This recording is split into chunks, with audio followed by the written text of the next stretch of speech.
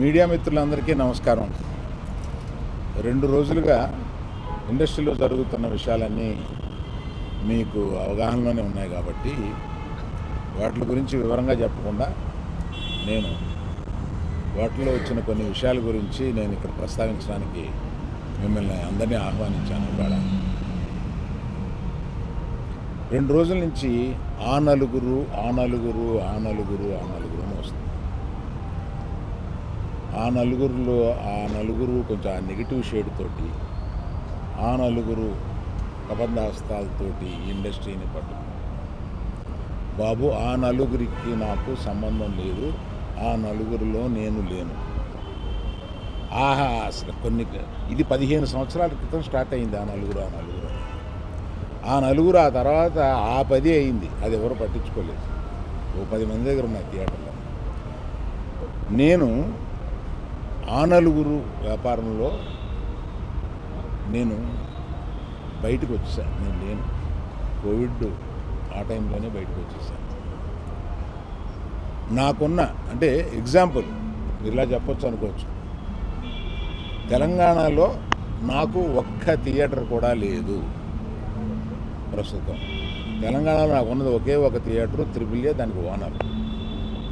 కనుక నా దగ్గర ఒక్క థియేటర్ కూడా లీజులో లేదు. ఆంధ్రాలో కూడా అన్నీ వదిలేసుకుంటా వచ్చేసి నా దగ్గర మొత్తం 1500 థియేటర్లు ఆంధ్రాలో ఉంటే, అదే మొత్తం తెలుగు రాష్ట్రాల్లో ఉంటే నా దగ్గర 15 లోపు ఉన్నాయి.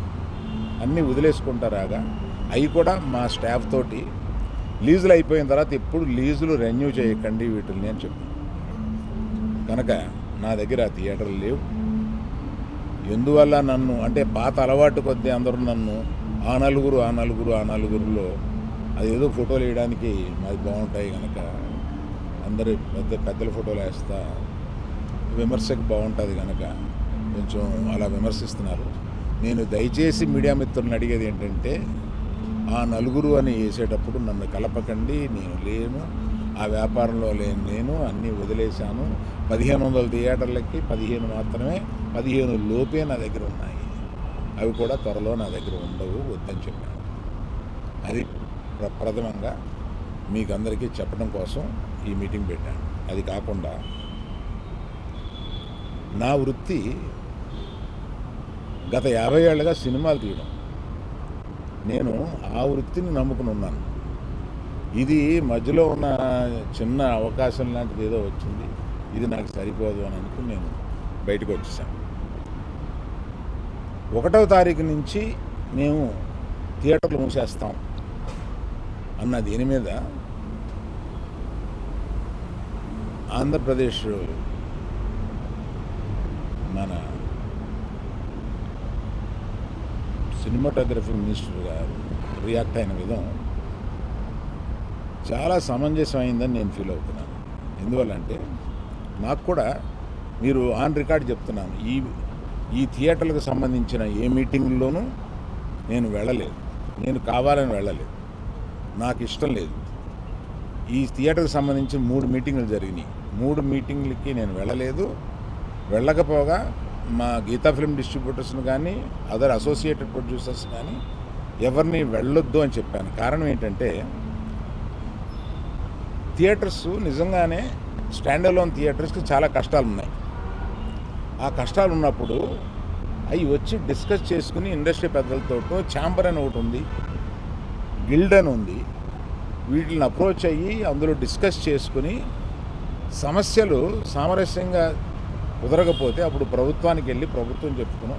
ఎక్కడో ఏదో కుదరక అన్నీ ఫెయిల్ అయినప్పుడు, అయితే అన్నీ ఫెయిల్ అయినాయి కనుక మేము మూసుకుంటున్నాము, 1వ తారీఖు నుంచి మేము మూసేస్తాము అని అంటున్నారు.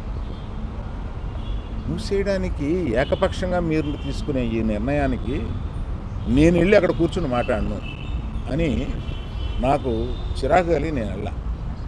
ఇది మీరు ఏమన్నా ఆ సమస్యని డిస్కస్ చేసిన తర్వాత ఒక సామరస్యమైన ఒక కంక్లూషన్ రాకపోతే చేయాల్సింది మేము మూసేస్తున్నాము.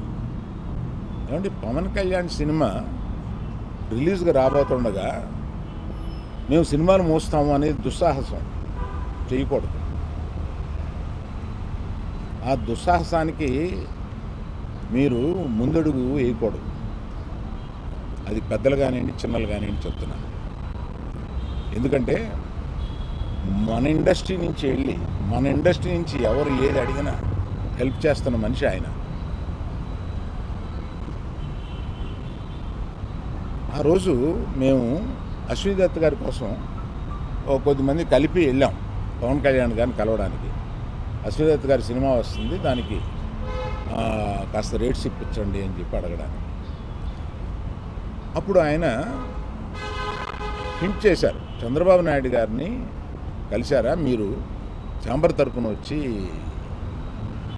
కలవండి. ఆ తర్వాత ఆ కమ్యూనికేషన్లో ఏం జరిగిందో ఏంటో ఆ తర్వాత ఎవరు దాన్ని పట్టించుకోలేదు. నేను ఒకళ్ళిద్దరితోటి ప్రస్తావిస్తే, చంద్రబాబు నాయుడు గారు మాకు తెలిసిన ఆయనే కదా, పవన్ కళ్యాణ్ గారు మాకు తెలిసిన ఆయనే కదా, మేము వెళ్ళి పని చేయించుకుంటున్నాం అన్నారే తప్ప ఛాంబర్ వారు కానీ ఏ సంస్థ కానీ వెళ్ళి అఫీషియల్గా మనం అందరం వెళ్ళి కలిసి కష్టం వచ్చినప్పుడు కలవడం వేరండి. కష్టం వచ్చినప్పుడు ఇప్పుడు మనం అసలు ప్రభుత్వం వచ్చిన తర్వాత వెళ్ళి మనం కలవాలి కదా, కలవాలి. పవన్ కళ్యాణ్ గారు హింట్ చేసినా కూడా అది జరగలేదు. నిన్న ఎవరో మాట్లాడుతూ మాది ప్రైవేట్ వ్యాపారం, ప్రభుత్వానికి సంబంధం ఏముంది, ప్రభుత్వానికి సంబంధం లేదు, నేను కరెక్ట్గా చెప్పలేనది, ఆ అర్థం వచ్చేటట్టు మాట్లాడారు. ఏమంటే ప్రభుత్వానికే సంబంధం లేకపోతే 2 సంవత్సరాల క్రితం పెద్ద వాళ్ళందరూ ఇక్కడి నుంచి కదిలెళ్ళి గత చీఫ్ మినిస్టర్ ఎందుకు కలిశారండి? ప్రభుత్వానికి సంబంధం లేకపోతే. ఏ వ్యాపారం అయినా సవ్యంగా చేసుకోవాలంటే ప్రభుత్వంతో సహకారం లేకుండా అది జరగదు. అటువంటిది ప్రభుత్వంతో సంబంధం ఉంది, మాది ప్రైవేట్ వ్యాపారం, ఇది సరికాదు. ప్రభుత్వంతో సంబంధం ఉంటుంది, ప్రభుత్వం కోఆపరేషన్ కావాలి. ఒకటే ఎగ్జాంపుల్, వాళ్ళ కోఆపరేషనే అక్కర్లేకపోతే మనలో పెద్ద వాళ్ళందరూ వెళ్ళి ఎందుకు కలిశారు, గత చీఫ్ మినిస్టర్ని ఎందుకు కలిశారు? మనకు కష్టం వచ్చిందనే కదా వెళ్ళి కలిశారు. కష్టం వస్తే కానీ వెళ్ళి కలవా, ఒక ఫార్మాలిటీ లేదా? అందువల్ల మినిస్ట్రీ నుంచి వచ్చింది నేను చదివాను, అది చాలా సమర్థనీయంగా ఉంది, ప్రశ్నలు కరెక్ట్గా ఉన్నాయి. నిజంగానే సమస్యలు ఉన్నాయండి. స్టాండ్ అలోన్ థియేటర్స్కి సమస్యలు 100% ఉన్నాయి. ఇవాళ వాళ్ళ మనుగడ కూడా కొంత కష్టం అవుతుంది. ఆ మనుగడ కష్టమైనప్పుడు వాళ్ళందరూ ఏకమై వచ్చి ఏం చేయాలా అని ఒక నిర్దిష్టమైన దీంతో కాకుండా ఇట్లాగా మేము మూసుకుంటున్నాము థియేటర్లో, ఇప్పుడు మీరు మాతో సంభాషణకి రండి, అది నాకు నచ్చక నేను వెళ్ళలేదు, అందరికీ వెళ్ళొద్దు అని చెప్పాను. మీరు దయచేసి, నేను మీకు కొన్ని ప్రశ్నలు ఉంటాయి, మీరు ప్రశ్నలు అడగచ్చు. కేవలం మనం ఈ సమస్య వాళ్ళ మాట్లాడుకున్న దానికి పరిమితం చేయకపోతే జనరల్గా ఏమవుతుందంటే మీరు ఏదో అడుగుతారు, నేను ఏదో చెప్తాను, అది హెడ్డింగ్లోకి వెళ్ళిపోతుంది. అలా కాకుండా ఇవాళ హెడ్డింగ్ 1500 థియేటర్లు ఉంటే నా దగ్గర 15 మాత్రమే ఉన్నాయి, ఆ నలుగురిలో నేను లేను. గతంలో ఎందుకు కట్టించలేదు సార్? గతంలో ఎందుకు కట్టించలేదు? ఆ నలుగురిలో నేను లేను, ఆ నలుగురిలో నేను లేనని చెప్పడానికి ప్రశ్నలకు వచ్చామా? నాది అయిపోయింది, ఆపేశారా? చెప్పండి. మీరు ఆపేశారా అని. సరే మొదలు పెట్టారుగా.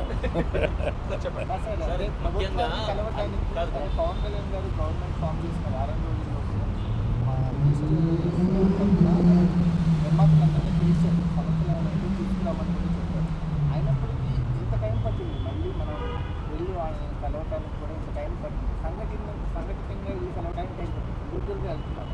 దీన్ని ఎలా చూస్తాం? ఛాంబర్ ముందుకు రావాలండి. నేను ఛాంబర్లో ఏ పొజిషన్ తీసుకోను.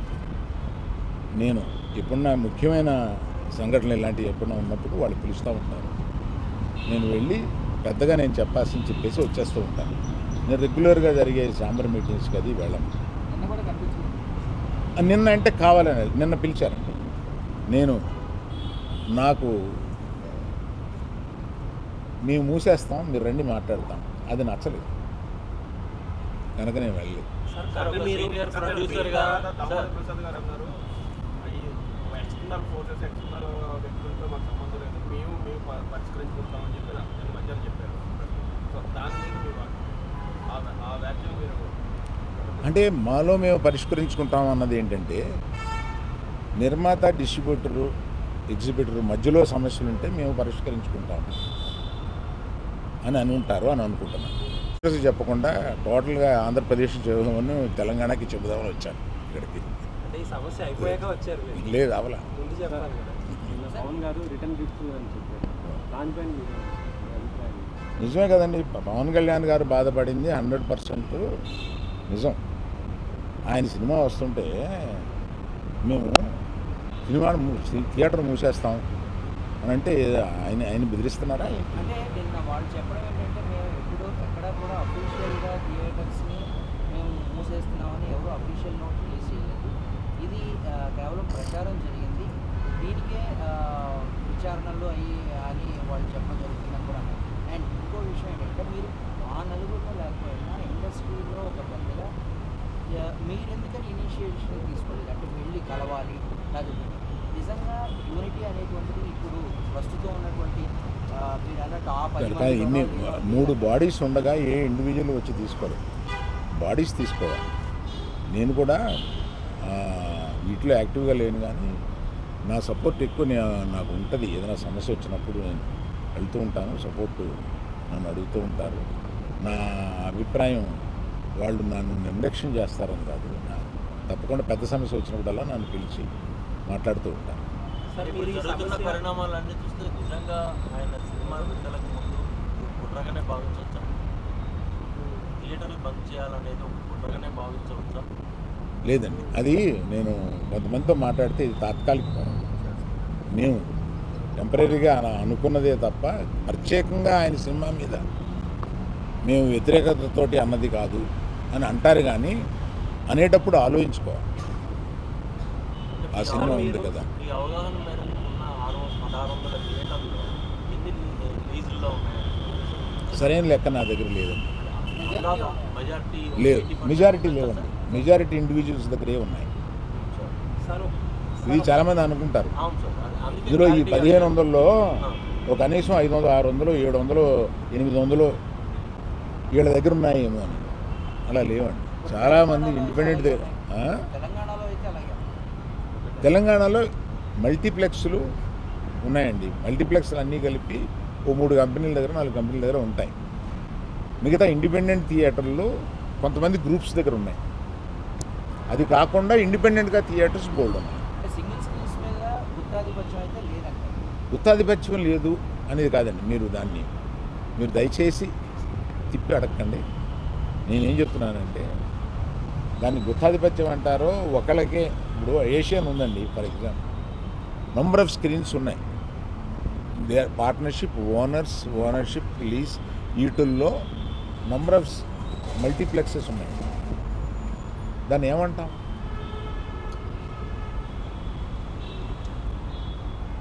మీరేదో అడుగుతున్నారు. సార్ పర్సంటేజ్ విధానం కనుక తెస్తే స్టాండ్ అలోన్ థియేటర్స్ కంటే కూడా లీజ్ ఓనర్లకు ఎక్కువ బెనిఫిట్ అవుతుంది అని ఒక టాక్ అయితే ఉంది. మీరు దానితో ఏకీభవిస్తారు? నేను ఏకీభవించలేదు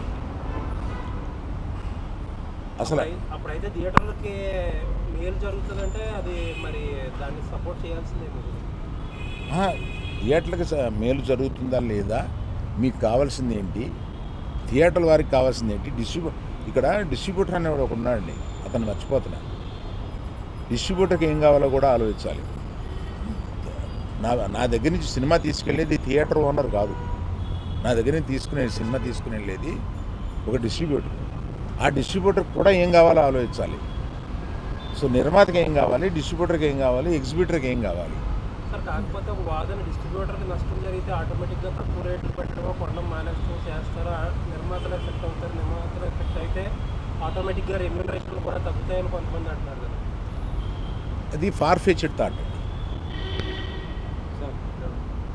సార్ ఇప్పుడు మీరు ఆ నలుగురిలో మీరు లేరు అని ఒక కూల్ డ్రింక్స్ టికెట్ రేట్ కంటే అవి ఎక్కువ ఉంటున్నాయి. అట్లనే నా స్లాబ్ తీసుకొని దాని మీద నాకు అవగాహన లేదు.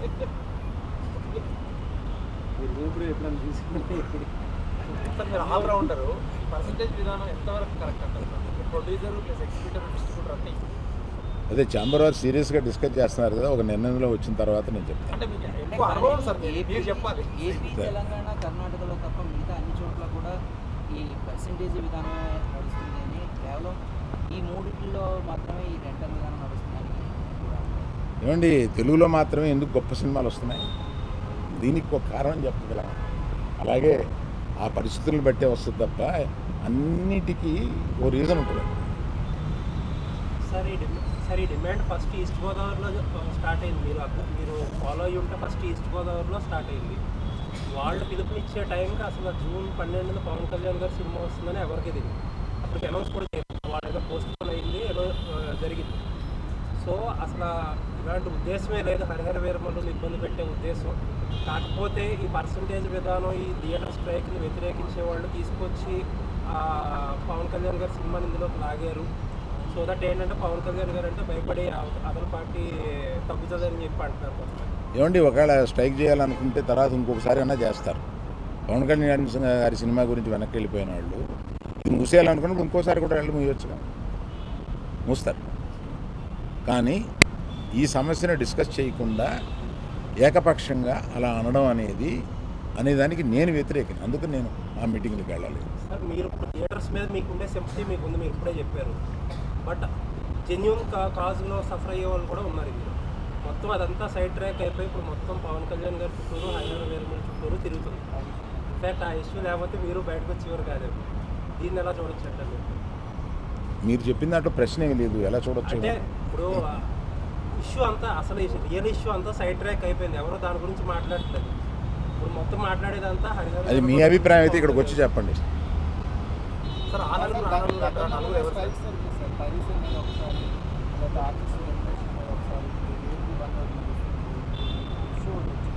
కానీ ఏది ఒక సొల్యూషన్ పద్ధతిలో ఏం జరిగినారు? సొల్యూషన్ వైపుగా బంద్లు ఎంతవరకు ఉపయోగపడుతుంది? అంటే ఏది సొల్యూషన్ జరగకపోతే ఏ ట్రేడ్ బాడీస్ ఇంతకాలం నిలవు. ఇంతకాలం నిలవడానికి ట్రేడ్ బాడీస్ మన ఛాంబర్ పెట్టి 40-45 సంవత్సరాలు అవుతుందండి. ఇంకా పైన ఉండేది, నాకు కరెక్ట్గా తెలియదు. ఈ ట్రేడ్ బాడీలో కూర్చుని చాలా సమస్యలు పరిష్కరిస్తాం. గిల్డ్ కూడా ఒకటి మొదలైంది. అవును, గిల్డ్ కూడా ఒకటి మొదలైంది. అది కూడా ప్రొడ్యూసర్స్ మెయిల్ జరిగిందండి. అవును. ఇప్పుడు ప్రస్తుతం గిల్డ్ వల్ల ప్రొడ్యూసర్స్కి ఎక్కువ మేలు జరుగుతుంది అని నేను అనుకుంటున్నాను. సార్ మరి భవిష్యత్తు ఇప్పుడైనా ఇండస్ట్రీ నుంచి మీరు ఏపీ గవర్నమెంట్ కలవడానికి మర్యాద కొరకుండా కూడా కలవలేదు అనేది కూడా అవునండి, దానికి నేను కూడా చాలా బాధపడతాను. జరిగే అవకాశం. థ్యాంక్ యూ అండి. సార్ ఒక లాస్ట్ క్వశ్చన్. సార్ క్యూబ్ కంపెనీలో మీకు ఏమైనా వాటాలు ఉన్నాయి? క్యూ కంపెనీలో నాకు వాటా లేదు. అంటే క్యూబ్ మీ చేతుల్లో, యూఎఫ్ఓ సురేష్ బాబు గారి చేతుల్లో ఉంది, అందుకనే థియేటర్స్ కొంచెం సఫర్ అవుతున్నాయని బయట ఒక టాక్ నడుస్తుంది. యూఎఫ్ఓ సురేష్ బాబు గారి చేతిలో లేదు. క్యూబ్లో నేను పార్ట్నర్ కాదు.